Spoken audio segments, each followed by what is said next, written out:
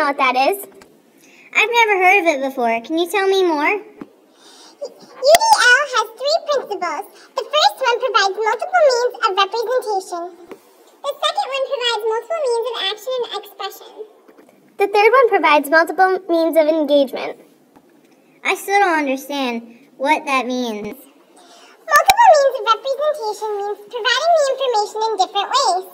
So an example would be when a teacher uses visuals along with her lessons. Yes, exactly.